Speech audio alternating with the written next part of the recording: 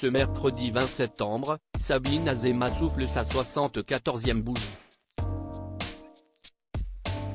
Grande actrice du paysage cinématographique français, elle a notamment marqué le public par le rôle d'Edith qu'elle a tenu dans la comédie Tanguy.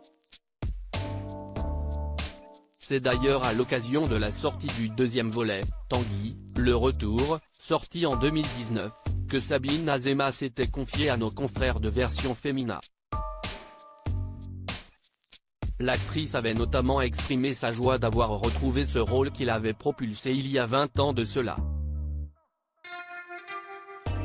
Mais lorsqu'on lui avait demandé si elle regrettait de ne jamais avoir eu d'enfant, l'ancienne épouse d'Alain Resnais avait répondu par la négative. Je vis très bien le fait de ne pas en avoir, avait expliqué Sabine Azéma à nos confrères de Version Fémina. La famille est quand même un endroit difficile et lourd.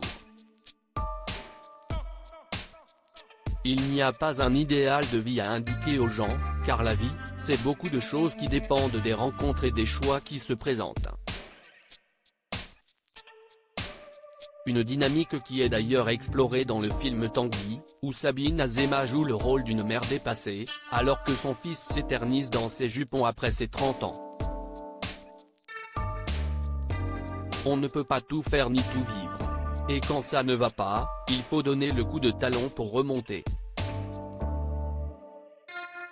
Il n'y a pas d'autre option, la vie passe trop vite. Sabine et Edith se ressemblent-elles? Toujours au cours de son entretien accordé à Version Fémina, Sabine Azéma avait évoqué son rapport au personnage qu'elle joue dans la comédie Tanguy. Si elle lui trouve des qualités, l'actrice se voit pourtant très différente de la mère de famille qu'elle incarne. À part sa façon de parler, Edith est assez loin de moi, elle a une vie assez conventionnelle, trop classique pour moi. Elle et son mari ne sont pas des artistes, je m'ennuierais dans son quotidien. Pourtant, en 2019, Sabine Azéma avait accepté de prêter une nouvelle fois ses traits à Edith. Peut-être parce que l'ami de longue date de Pierre Arditi y voyait un côté familier.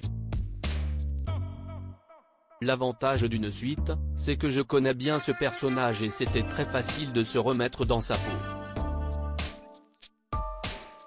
Edith fait toujours preuve de sang-froid et d'élégance, même quand elle est politiquement incorrecte.